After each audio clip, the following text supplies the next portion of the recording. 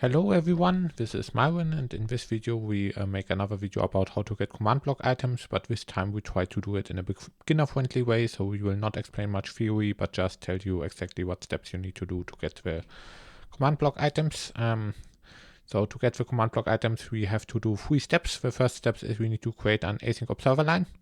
And the second step is we need to create a command block using the async observer line, and after we have created a command block in the world, we can use async observer lines to make the command block fall down. And once you have a falling command block, you can drop it on a slab to get the command block item. So we will try to get a falling command block like this here, and once you have a falling command block like this, you can drop it on a slab and then you get the command block item. The specific contraption we will use to get async observer lines was designed by Void. The specific contraption we will use to get falling command blocks was designed by Xcom.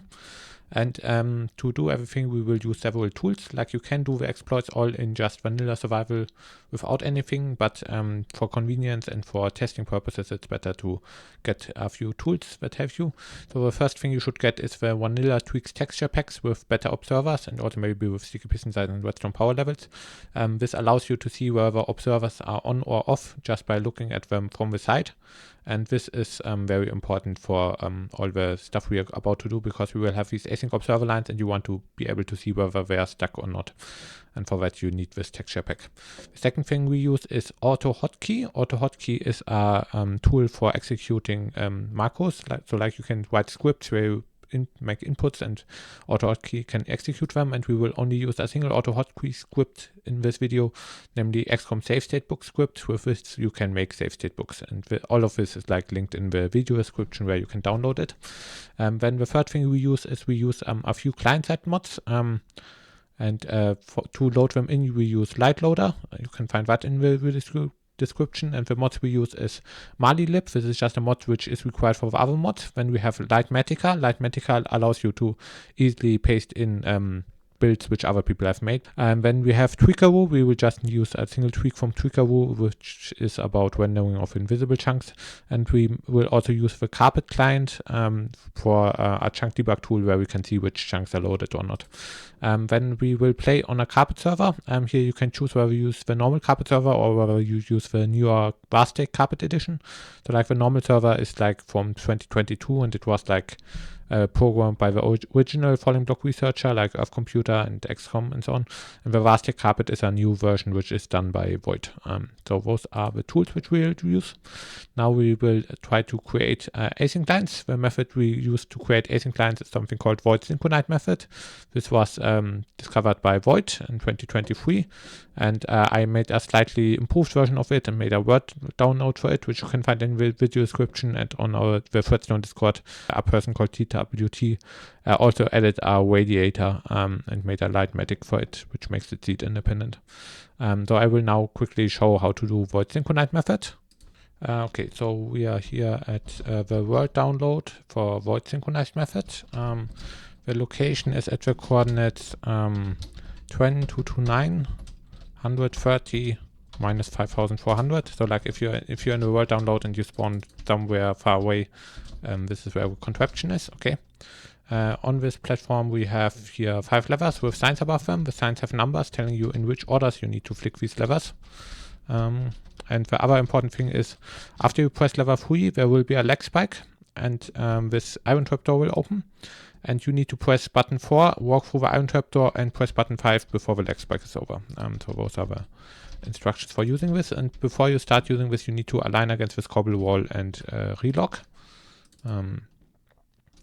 Yeah. And the other thing you need to make sure is you need to do everything within a single autosave. So if you have a carpet server, you can do log autosave and then press tab to see an autosave timer. So on the top of my screen, you can see an autosave timer. If you're in single player, you can just relog and do everything within 45 seconds, because if you log back in again in single player, then it will like reset the autosave timer, and then you have 45 seconds to do everything. And otherwise you can also in single player you can build autosave detectors in game, but I have not included them in the Word download. So anyway, let's do this. Let's just flick this lever, let's flick this lever, this lever, this button, walk through, press this button, and at the end of lag spike, this piston will extend, and you need to press like button 5 before this piston extends. And yeah, after we now have done this, and now here we have an async observer line. So if these observers are all on, then you know you got an async observer line. And at the end here it blinks, but you can only see that it blinks if you right click it. Okay, here we okay, usually these observers would blink, but they now just turned into air because async observer lines sometimes do weird stuff, okay? So right here you can see the async observer line is blinking, and the other observers just delete themselves because async observer lines do this. Yeah, that's how you use this contraption. That's the basic idea. Something important I need to mention is that to operate the setup, you need to have exactly view distance 10. I currently have here render distance 10. In single player, that's good enough. On a carpet server, you can also configure the view distance using carpet view distance command or something. But this thing only works if you have exactly view distance 10 here. Okay, there are a few more things I want to explain about the setup, namely if you just start with world download and you don't flick any levers, and you go in this direction over here, then it will crash the game. So if I just fly over here, then here you can see server stopped because game crashed. Now if you flick these two levers, and then when you have one autosave time to fly over there without crashing the server. So if I quickly wait for an autosave right here, and now flick these two levers, then I can fly over here, and then you can actually look at the contraption where it creates the async lines. Okay, over here is an invisible chunk. Now if you fly here with a vanilla client, the invisible chunk will look slightly different. It only looks for me like this because I have a tweakaroo option. Like if you go to tweakaroo, you go to tweak toggles and you look for render edge chunks. Tweak render edge chunks, yeah. Tweak render edge chunks, this one. Usually it's false. If it's false, then invisible chunks also make chunks directly next to them invisible, and they make chunks behind them invisible, and so on. So like usually if you have an invisible chunk, it will also like make other chunks around it invisible, like this. So this is how it usually looks in vanilla. But if you go to tweakaroo, tweak toggles, and you do tweak render edge chunks, then only the invisible chunk itself will be invisible, and the chunks directly around it will not be invisible.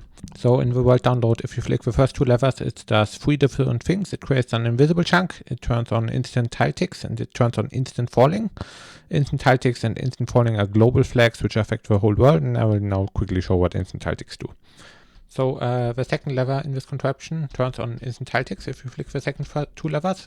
So right here I have not yet flicked them. This means that if I have like a line of repeaters here, then they have delay like normal. So like you can see, these repeaters turn on one after the other. But if I flick these two levers here, then these repeaters will be instant. Like you can see, these turn instantly on and off. And when you have instant tile ticks on, you need to be very careful that you don't crash the game. Because if you, for example, have a wooden pressure plate somewhere, and you maybe have a villager, and the villager walks into this pressure plate, then this will crash the server. So server just crashed because a villager walked into a pressure plate. And this can happen in naturally generated villages. So in all naturally generated villages, you need to get rid of all the wooden pressure plates. So here are a few things which can crash the game while instant tile ticks are on. If any mob walks onto any pressure plate or into string or something like that, then the game crashes and the server shuts down. And this can happen in naturally generated villages. Another thing is minecarts on detector rails, game crashes. It's okay if other mobs walk on detector rails, and it's actually useful because other mobs then out comparator updates when they walk on detector rails, but no minecarts. And if you have frosted ice at light level less than 11, it also crashes the game while instant tile ticks are on. It's okay to have frosted ice while light level is larger than 11, and then it melts again. And there are a few other things, but these are the most important ones. And now another thing you should know about is when instant tile ticks are on, observer lines create exponential delay. So right here, this lever 3 activates this piston, which activates this observer line over here, and this creates lag. So right here, it now activates this observer line, and once the observer line is finished, this piston will extend, and this happens in the same game tick. Like when I flick this lever, this piston extends in the same game tick, but there is still like roughly 5 seconds of delay on my computer because I have this observer line here. And it's important that you maybe adjust this observer line so it also does 5 seconds of delay on your computer, because if you have a faster computer than me, then this will will not be enough delay to create 5 seconds of lag on your computer, and then you need to add additional observers. And if you have a slower computer, then you might need to remove observers so it's not too long of a lag spike. Every observer you add makes the lag spike twice as long, and every observer you remove makes the lag spike half as long. So if I just remove a single observer, now it's only like a 2.5 second lag spike, and Piston will extend in a moment. But if I add like this one observer, now it's double as long, and now it's 5 seconds of lags. Okay, so you need to configure it, and you need to make the lag spike long enough that after you flick this lever, you can press this button, walk through the iron trap door, and press this button.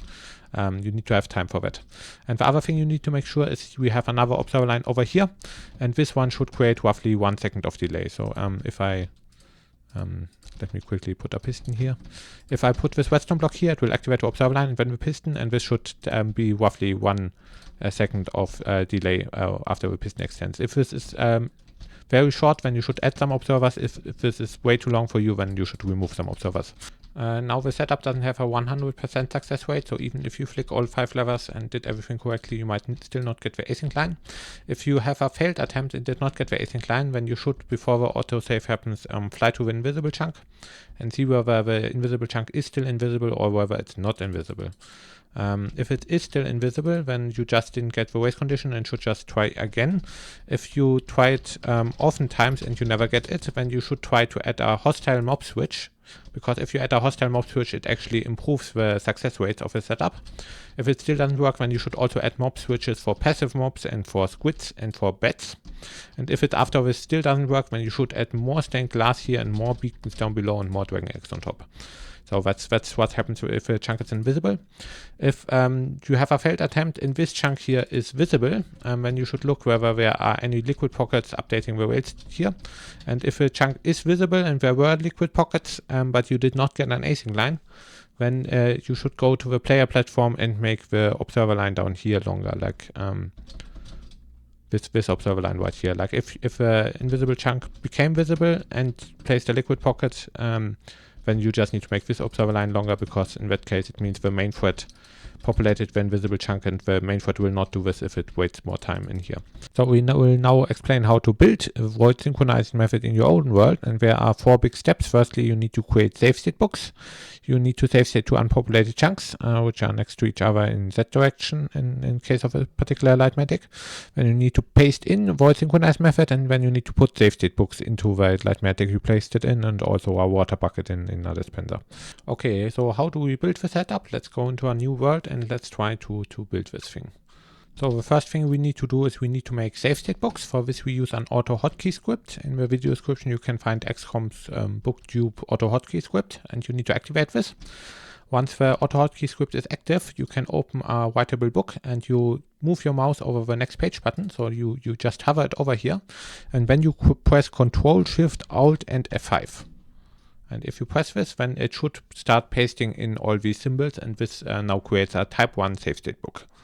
So this is the first save state book. So this is type 1. After you create the book, you should also like go over it and check that it doesn't have any empty pages, because sometimes here we have, here page 28 was empty, because like sometimes it doesn't work perfectly, but this is still good enough. Like this can still be used as a save state book. And now we want a type 2 save state book, and for that we do the same thing, but this time we do F9 instead of F5. So we do Ctrl, Shift, Alt and F9.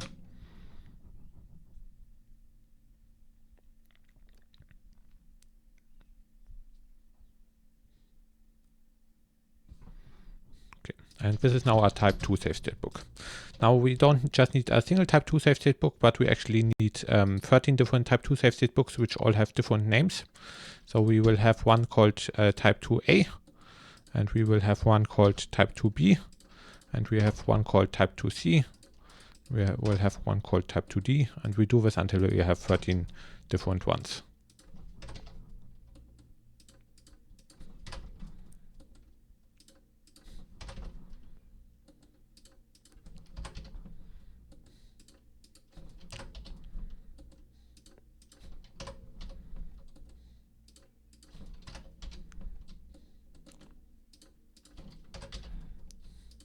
Okay, now we have all the type 2 save state books, and we have one type 1 save state book. Now we want some shulker boxes. So I will use black shulker boxes for fully active safe state books. I will use red shulker boxes for ones which contain a checkerboard pattern of type 1 safe state books, and I will use green shulker boxes for shulker boxes which contain type 2 safe state books with different names. So in the red shulker box, we do a checkerboard pattern of type 1 safe state books. So we take the type 1 safe state book and arrange it in this pattern. So this is one shulker box you want. Then in the green shulker box, we just place one of every type 2 safe state box. And these all have different names. So these are the green shulker boxes.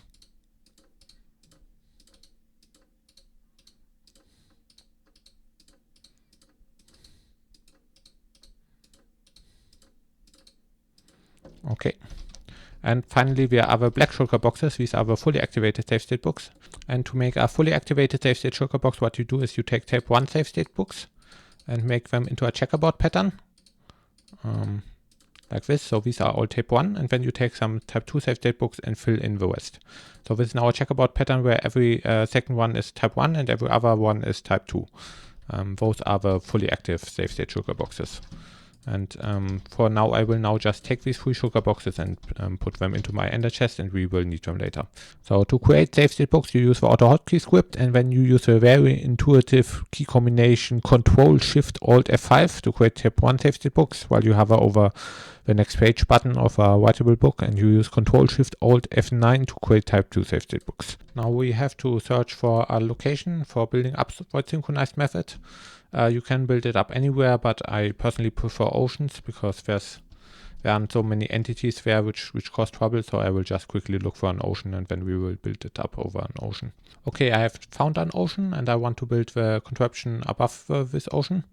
And before we go to the place where we actually build the contraption, we need to now save state unpopulated chunks. This means that after an autosave happens, we need to fly towards newly generated chunks, and in each of the newly generated chunks we place which we want to save state, we want to place 2 fully active save state shulker boxes.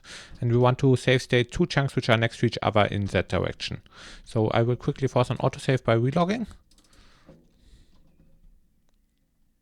And now we have 45 seconds time to fly somewhere here and save state 2 chunks. So let's do this. Oh my god, this is kind of slow.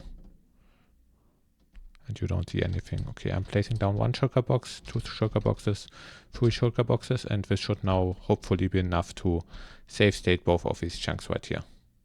And now if I get up here without drowning, then we could actually start doing more stuff. Okay, so let's quickly go into creative now. So I've saved state these 2 chunks. Let's actually show this quickly. Night vision. So I went down here and I placed down here these 4 shulker boxes. So 2 in this chunk and 2 shulker boxes in this chunk, and these have like these are fully active save state shulker boxes. So this means that these 2 chunks will never get saved. And if you were to relog, then these 2 chunks would actually regenerate. So like these 2 chunks are ungenerated on disk. Like all the other chunks get saved, but as far as the saved world is conserved, these 2 chunks do not exist. Okay, now after we have save stated these 2 chunks, what we want to do is we want to paste in void synchronized method. So in the video description you can find a schematic for void synchronized method, and if you have LITEMATICS installed, then you can press the button M, and then you can go to load schematics, and you want the void setup with radiator. So you load the schematic. Okay, and here we have a schematic for void setup with radiators. And if you have LITEMATICS, then you can use a stick to place the schematic differently. And we want to align these 2 chunks with 2 chunks in the setup. So in this LITEMATICS here, there are these 2 chunks here. Here's this blue and red stained glass. These outline 2 chunks. The blue one is called the suppression chunk. The red one is the invisible chunk. And we want to align these 2 chunks with the 2 chunks which we save stated down there. So let me quickly move the schematic until they're aligned. And another thing you want to do is you want to place the schematic as low as possible. Like you want it to be very low down and not high up. Okay, I now moved the schematic so that this rail line is just barely above the water. And also these two chunks, the suppression chunk and the invisible chunk, are now perfectly aligned with the safe stated chunk. So this is one chunk we safe stated and it's perfectly aligned with the red stained glass here. And this is the other chunk we safe stated and this is perfectly aligned with the blue stained glass here.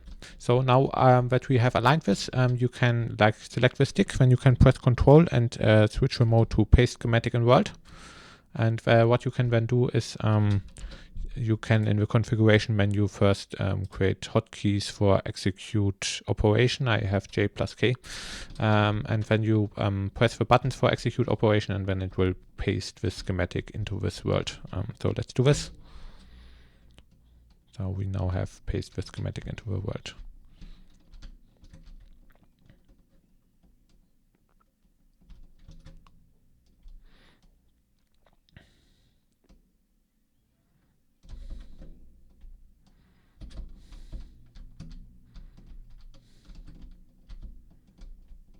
Oh my god, what have I done? Okay, this is very important. When you build this contraption, you should never unload the chunks with the safe state books. So I just unloaded the chunks with the safe state books, and you shouldn't do that. Like you need to paste it in without unloading the chunks with the safe state books. Okay, I will quickly. Yeah, just forget this. I will try pasting it in again because if you unload the chunks with the safe state books, it's broken. Sorry. So let's just quickly try the whole thing again because we lost the safe states for these two chunks, and so this setup doesn't work. So I will quickly relog, and we will do this survival friendly. And now we go over here. We generate some new chunks. And then we place here some sugar boxes onto chunks with similar, which are next to each other in that direction. Okay. So we now have again safe set with the two chunks, and I will now increase my view distance so that I don't accidentally unload these two chunks ever, even if I paste in a giant contraption. And now let's again load in the contraption, load schematic, void setup with radiator. Okay, and now let's quickly align it again. Okay, I've again aligned the schematic with safe stated chunks, so we can paste it in again. So this is now the contraption. Oh my god, I hope it does. Hope it doesn't collide with our contraption over there, but it's not super important. And now after we have pasted in this contraption, we need to add safe state books to the contraption itself. There are 4 different parts where you need to add safe state books. You need to add safe state books right here. You need to add safe state books right here. You need to add safe state books right here. And you need to add safe state books all the way up there. Let's quickly look at it.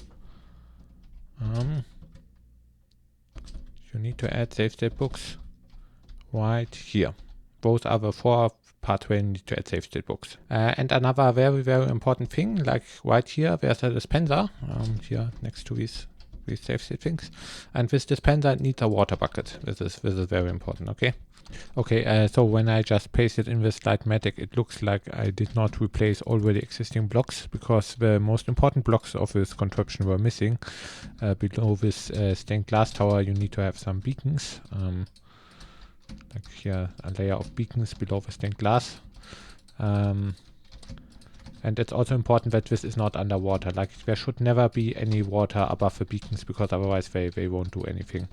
Also, when you build this contraption, there are at certain points these floating dragon eggs right here. And the way you can create these floating dragon eggs without update suppression is that you place them on top of a rose bush. And if you then destroy the rose bush, then you get this floating dragon egg. Another important thing when you build the setup is that down here are rails, and these rails need to be in a budded state. So next to the rails are redstone blocks, and if you remove this redstone block right here, then the redstone points into the rail, and if you then update the rail, then it turns on. And if you then place this redstone block here, then the redstone gets redirected, and then this rail is now budded. And you want the rails to be on in a budded state. So right here, this rail would turn off if it gets a block update, but currently it's still on. And you want to do this with all the rails. So let's just remove all the redstone blocks here. And now these rails are all on, and this is on, and this is on. And after we have done this, we can place the redstone blocks back and redirect the redstone.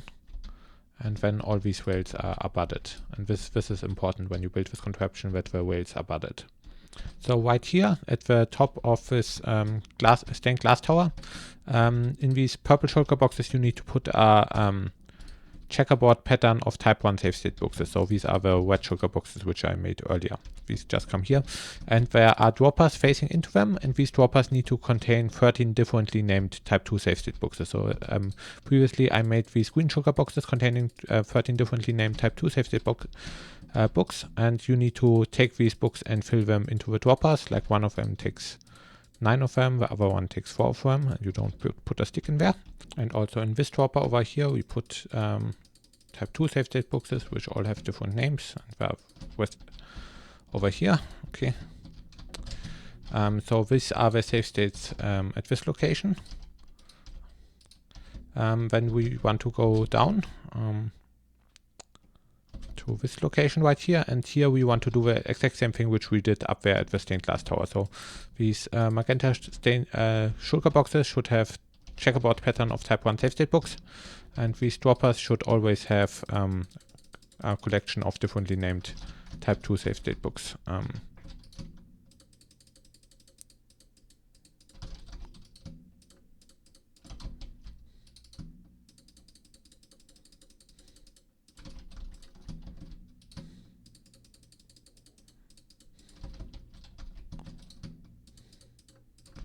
And then finally we come to the safe state contraption, which safe state the suppression chunk and the invisible chunk.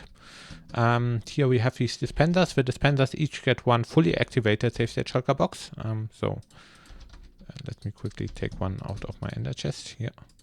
So in here comes one fully active safe state shulker box, which has both types of safe state books. And then down here, the magenta shulker boxes should again be have checkerboard patterns of type 1 safe state books, the same here. And then we again have droppers facing into these red shulker boxes, and we should get collections of type 2 safe state books. So let me get these. So into this shulker box we have one dropper facing from above and one facing from the side, and the one facing from above and from the side should together have a complete collection of type 2 safe state books. So let's do the same thing here again. So,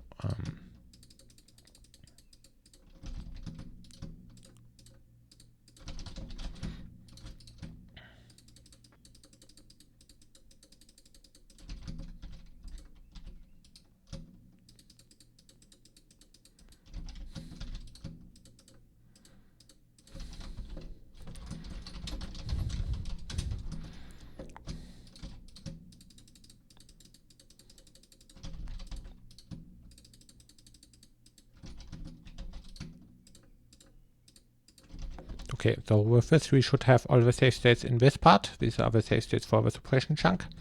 And now we do the same thing again over here. These are the safe states for the invisible chunk. So let's quickly fill this stuff up.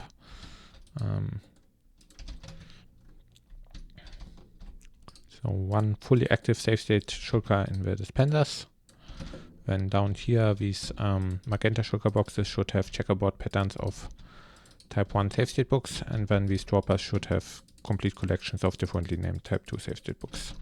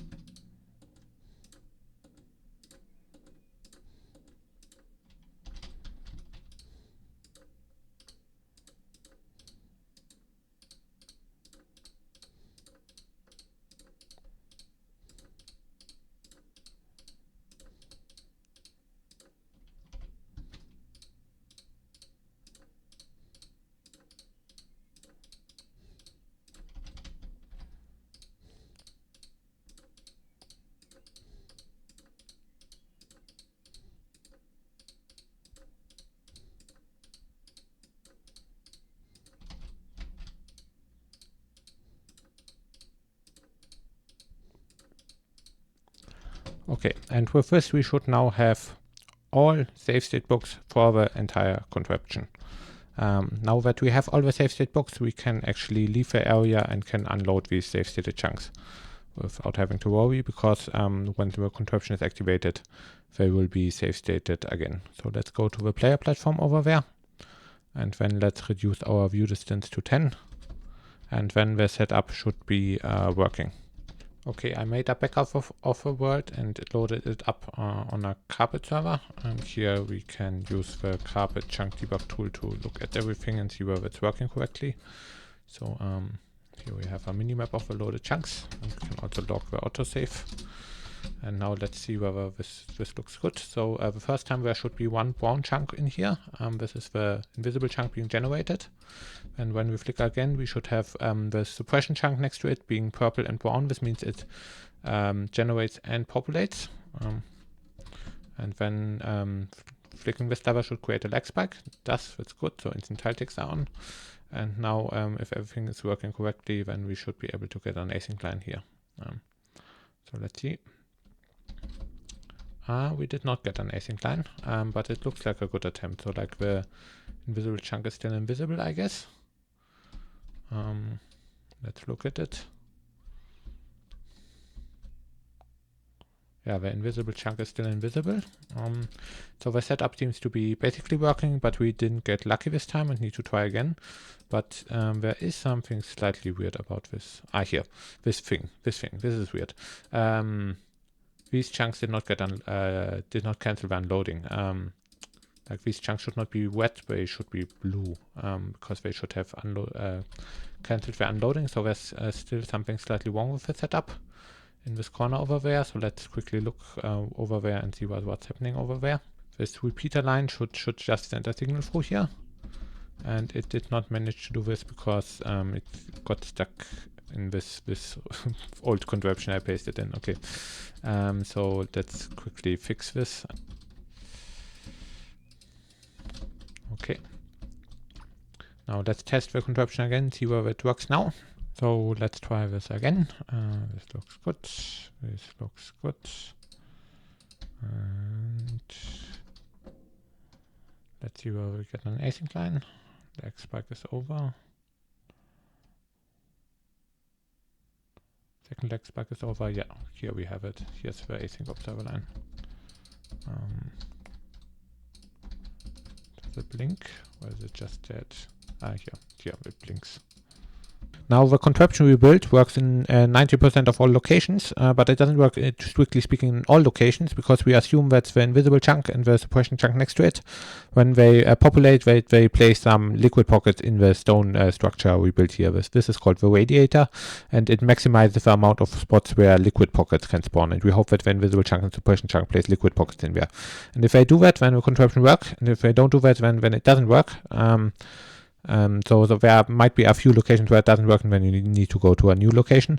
You should place the whole thing as far down as possible, because the further you place it down, the higher the chances that liquid pockets spawn. If you place this at y equals 200, then there's a good chance that no liquid pockets spawn, but if you place this directly above the ocean, then there will be liquid pockets spawning. If you don't want to build an entire radiator, then you can also use Varstec carpet to find individual liquid pocket locations, and then just build a very small stone structure around the individual liquid pocket location. But this is much more advanced. Like finding liquid pocket locations is difficult, because they change when you place boxes there and build the contraption. So in this video we will just use the radiator, because it's much simpler and it's seed independent and so on. Okay, so we now know how to get asynchronous observer lines, and now the next step is to create a command block using asynchronous observer lines. But before we can do this, the first thing we need to do is we need to turn off the instant falling flag again. And there are multiple ways you can do it. To turn off instant falling, you need to populate some chunk in some dimension without populating a chunk that places liquid pockets in the overworld. So the easiest option is to just populate a chunk in the nether or the end dimension, but there's also a more advanced method of finding an overworld chunk that places no liquid pocket and populating it. So if you're in multiplayer, then you can just populate a chunk in the nether or end by letting a player or a carpet bot stay near the async observer line and keeping it loaded, and another player goes into the nether and generates some new chunks. In single player, it's a bit more difficult because you need to keep the first async observer line loaded, but also populate some chunk in the nether, and the only way you can really do this is by throwing an item through a nether portal at a location where the nether portal chunks aren't generated yet.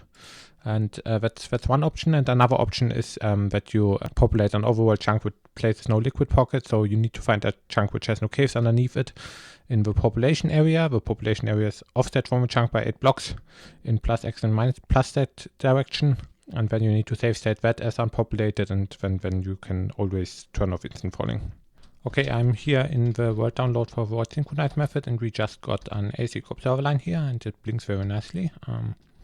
But the problem is in the contraption which we use to create the command block, we are using anvils, and we want the anvils to fall down normally, but after you flick the second lever in this contraption, the game turns on instant falling. So if this anvil falls down, we don't actually get an anvil entity, but it just instant falls. And an interesting thing about instant falling is that this is just unrelated, that Dragon X can break bedrock while instant falling is on. And to create the command blocks, we need to turn that off again. And while we turn off instant falling, we need to keep the end of this observer line loaded. So what I will do right here is I will spawn in a carpet bot. So right here we have a carpet bot, and this carpet bot will keep this async line loaded. And now what we need to do to turn off instant falling is we need to quickly build a nether portal. Now we have a nether portal here. And in the nether we want to populate some chunks. A chunk population is showed using purple color, and on the upper right screen you can see a lot of purple.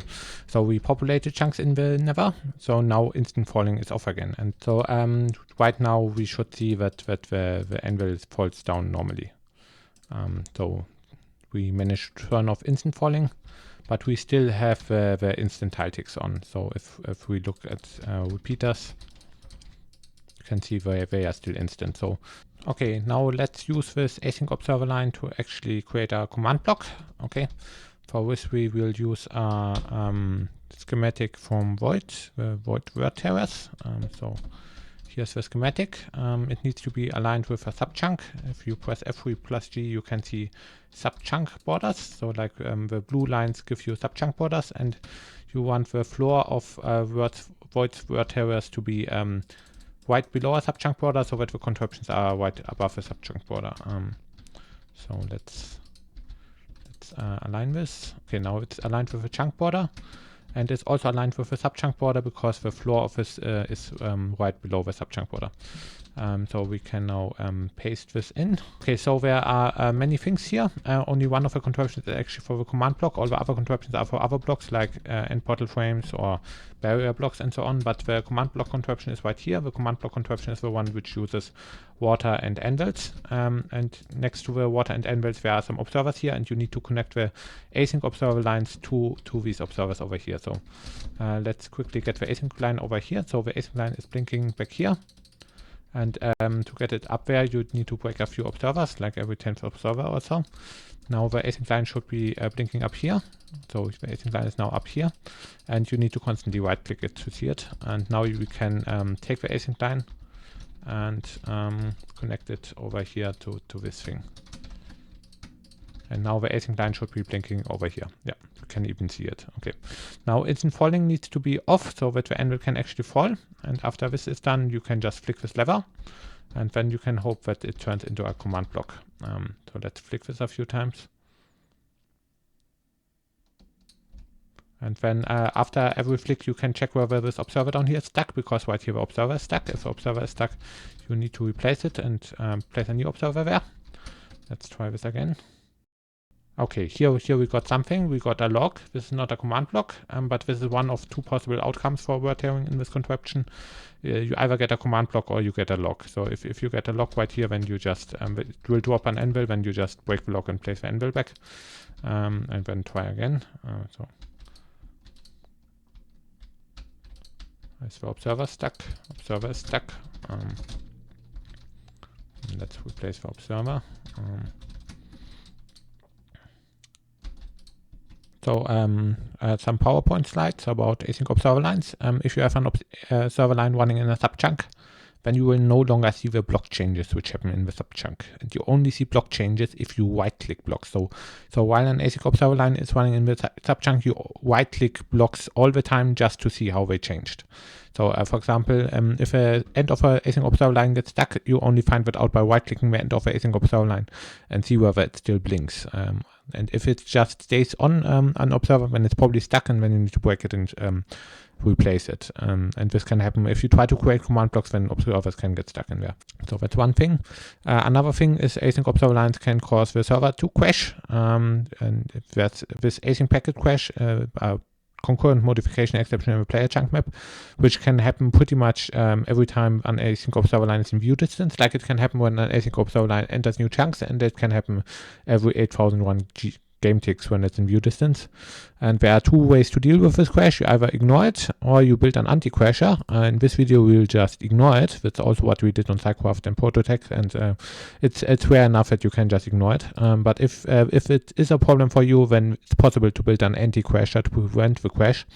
There is a simple one and a complex one. The simple one is somewhere in the spawn chunks. You put 1000 signs in a single subchunk, and then you make some piston clocks which are desynced from each other and which do 64 block changes in the subchunk every game tick, and that reduces the chance of the async packet crash by a lot.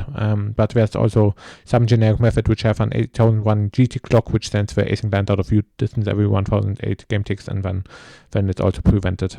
Now, if you do word tearing and you like put an anvil into water while there's an async observer line running next to it, there are four possible things which can happen.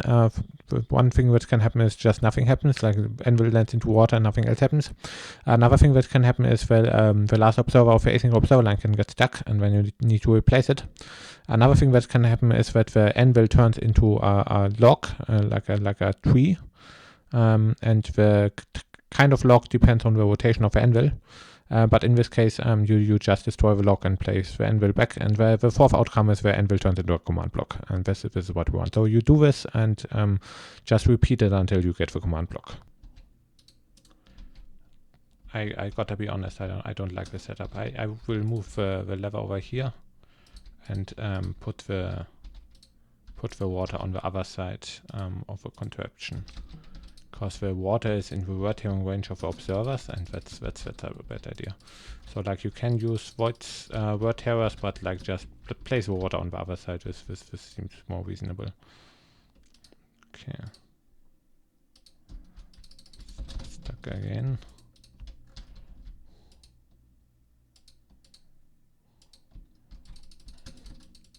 Yeah, I'm going insane here.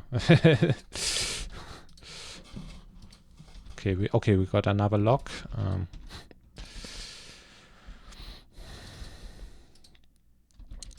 And here we have it. Here's the command block finally. Okay, so like you can use void worst tearers, like with the thing in the LITEMATICS you can get it, but I think it has better chances if you move the water over here instead of having the water over here. I think it's kind of stupid to have the water over there. So anyway, here we got the command block, and now you can also like redirect the async lines to like other parts. For example, here's the dragon egg one, so you can break this here and take the async line over here. And then you can try to turn this dragon egg into an end portal frame. So if we do this, then this observer gets stuck. Okay. And now here we got the end portal frame. Okay. And yeah, so we got a command block, we got an end portal frame, and then you can like try to figure out the other contraption here. This contraption here, the armor stance needs Frostwalker boots. But yeah, this is how you create illegal blocks. And one important thing is the illegal blocks need to be at the bottom of a subchunk, so they are in the lowest Y level of a subchunk, because now in the next step we want to make them fall. Okay, we now have a command block, and now we want to create a falling command block, and for that we need to create a second async observer line. There are 3 piston clock generic methods you could use. One of them is the Ngan floppy version 3 generic methods. This is the newest one. Like, another option would be the older LH Redstone generic method. And if you are very lazy, you could also use the original Myren JKM generic method, where you just have a piston clock and 2 async lines and a headless piston. But the first 2 options have less crashes than this third option. Like, this third option, which is the original thing, can crash in ways in which the other two cannot. Those are the 3 options. In this video we use the Ngan floppy version 3 generic method, because it's the most compact and the newest one. So before we can make them fall, we need to remove the palette up here, because for making them fall we need a completely different palette, and we do not want 256 block states in the subchunk when we make them into falling blocks. So we need to get rid of this thing up here. And we don't get any packets right now because we had async block updates in here. And we also want to remove everything at the lowest Y level of the subchunk, except for the illegal blocks, and except for a single torch at the lowest coordinates at this lowest Y level. So at this bottom level here you need to remove all the blocks. So this subchunk is now cleaned up. And what we want to do now is we want to go to the spot with the lowest coordinates in the subchunk and place a torch here. This will get block ID 1 in the hashmap palette, which we set up. And then you want to make sure that there are no other blocks at the lowest level of the subchunk except for this torch and the illegal blocks. And then you want some gravity affected blocks. So I will take white concrete powder and orange concrete powder. And I will go to the illegal block, and directly next to the illegal block in positive X direction I will place concrete powder blocks. And when we reload this chunk, then this torch will get block ID 1, this end portal frame right here will get block ID 2, this concrete powder will get block ID 3, this command block will get block ID 4, and this orange concrete powder block ID 5. And then we will have a piston clock generic method where you enter one of these concrete powder blocks, and it will basically reduce the block ID of a concrete powder block by 1 and do a falling block swap at the same time, and then it can produce like a falling block which is next to the concrete powder. But make sure that there's no other blocks besides air in here. So ideally you maybe make another platform which is higher up so that you don't mess with any blocks down here. Okay, what we now do is we paste in the generic method contraption. So let's go to load schematic and get the generic method. So this is the generic method by Ngan and floppy, like it's the newest version, which is mainly just by Ngan. And let's place this also in the chunk. You can align the torch with this torch right here. And when you build this, you don't need to build the bedrock and this concrete powder. This is just an example for this generic method. So let's align this with the torch. Okay. Now we paste this one in, and then unload the schematic, and then get rid of this bedrock block, because this is not something we actually need. So this is the contraption which will create our command block. And now after we have set up the palette, we want to reload the chunk, but we need to make sure that we don't kill our async line. Well, actually we could reload the chunk and just kill the async line, but that wouldn't be a huge deal, because we can just get a new async line if we want. So I think I will just now quickly relog to reload the chunk. Save all. And now the chunk should have a correct palette. The only thing we need to do is now we need to make sure that the chunk has the correct palette size. It needs to have the correct number of block states. They need to be between 64 and 128 block states. If you have carpet mod, you can do palette size, and it tells you what the current palette size is. And we can see it currently has 57 block states. So this is a 6-bit palette, and we want a 7-bit palette. So you need to add some additional block states just to get the palette size to the correct size. So what you can, for example, do is you can now just take some stairs and do 4 different rotations of this, and then do 4 different rotation of upside down. And now we have a palette size of 65, and that's big enough. And now we could run this generic method contraption. But this generic method contraption requires 2 async observer lines, and I just killed the first async observer line because I just logged out and unloaded it. So we now need to use void synchronize method twice, and then disable the instant falling flag, and then we hook this up to this contraption, and then we can activate it, and then we get command blocks. And to get command blocks, we need to paste orange concrete powder here. So let's now quickly like break this observer line here again.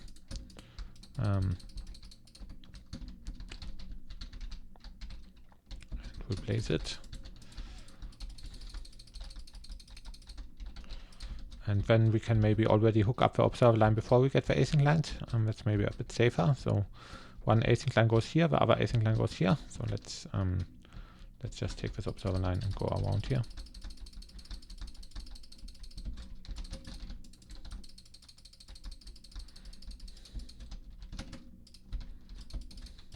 So this is the first async line hooked up, and now let's get a second async line.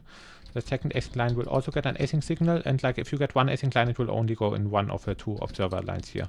And then once you get a second one, it will go into the other one. So you can just take a second observer line over here and also lead it to the contraption.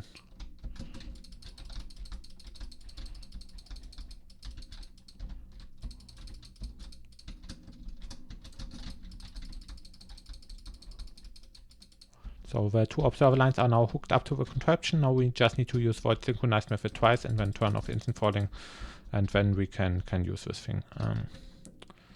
So let's do this.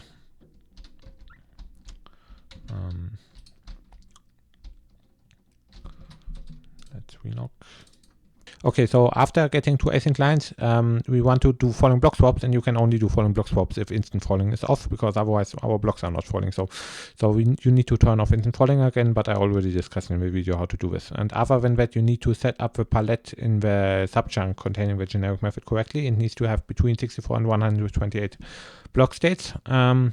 And there needs to be a torch at x equals 0, z equals 0, and you want at the lowest layer of the subchunk, so at y equals 0 in the subchunk, you only want the torch, illegal blocks, and gravity affected blocks, nothing else, and the gravity affected blocks are always next to the illegal blocks in plus x direction.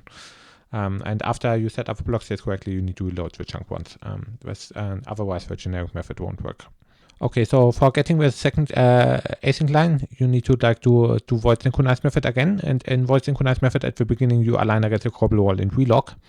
And now the problem is if you're in single player and you align against the cobble wall and relog, when you unload all the chunks, and then the first async line is dead. And that's not good. Like you need to somehow get to the cobble wall and enter the position at the cobble wall into the player chunk map without unloading the first async line. And the way you do this in single player is you need to ender pearl against the cobble wall from more than 8 blocks away, and credits to Poggle the layer for finding this idea.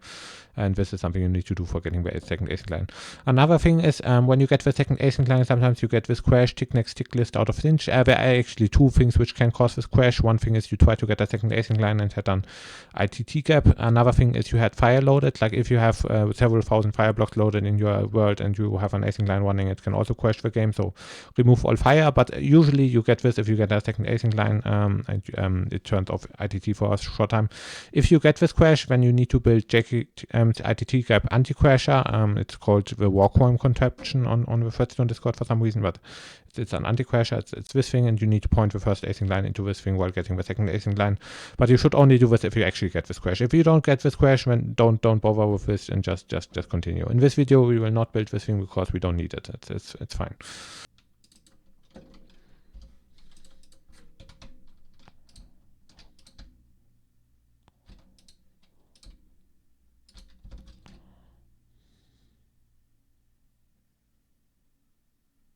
But it looks good. Okay, we got one async observer line.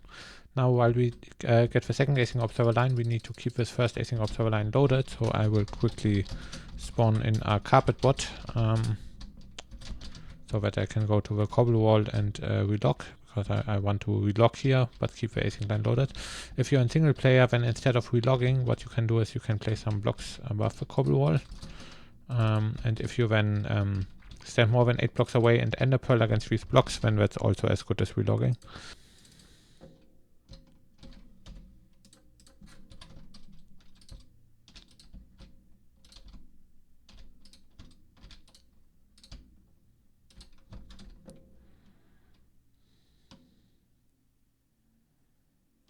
Okay, that's the second observer line. Now let's check whether the first observer line is still alive and that it didn't die or anything.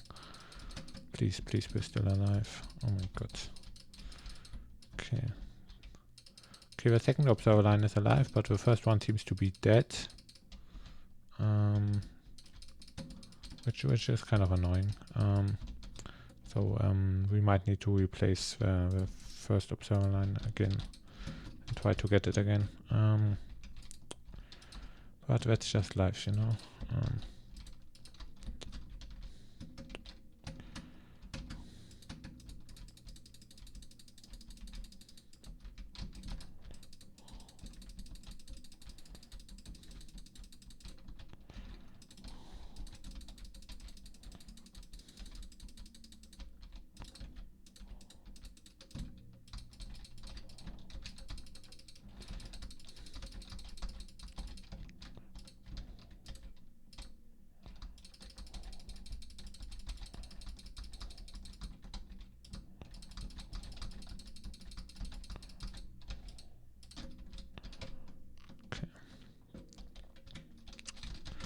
This one still alive?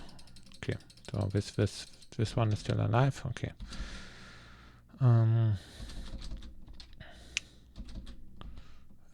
think very quickly I will just spawn a second bot here so that I can relog here without unloading any chunks, because I think what's killing the async client is the fact that I'm loading and unloading too many chunks. Okay. So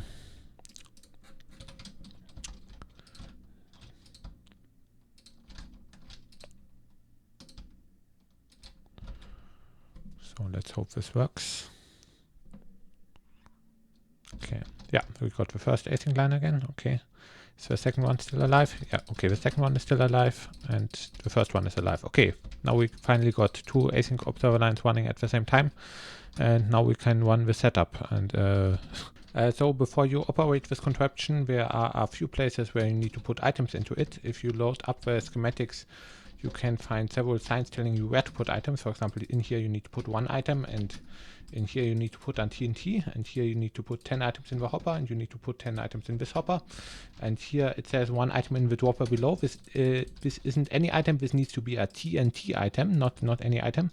And also there is a dropper right here, which is an item which doesn't have any sign. So basically, let's go through it. So you put one item in this dropper up here. You put one item in this dropper down here. You put 10 items into the hopper over here.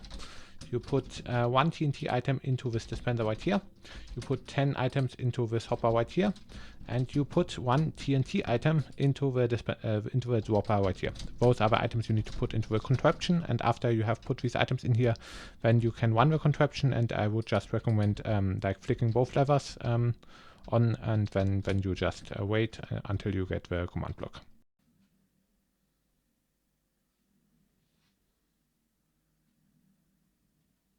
Okay, I had it running for a while, and I placed the cobble wall in the wrong location, like the command block fell down here and landed. So let's place the cobble wall. Actually, let's just place cobble walls all over here, and the next time we get a falling command block, it will actually stay a falling command block. Please don't place cobble walls at the bottom of the sub chunk like I did in the video. Just place them at some other Y level.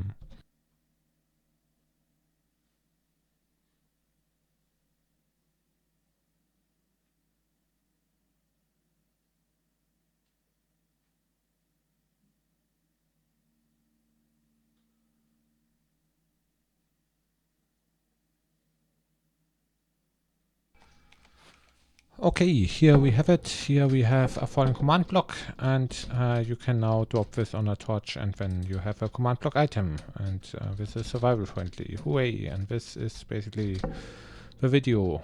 Bye! So you can tell the setup is kind of slow. You roughly get one falling block every hour. and there's a lot of variance. Sometimes you can get a following block after 10 seconds. Sometimes it takes 5 hours, but that's just life. It's like gambling. It can be much faster using cluster chunks, but cluster chunks is like a really complicated technique, and that will not be covered in this video. So in this video, we will just tell you how you can get command blocks if you wait for 10 seconds to 5 hours or something. But at least it works if you wait long enough. So that's everything.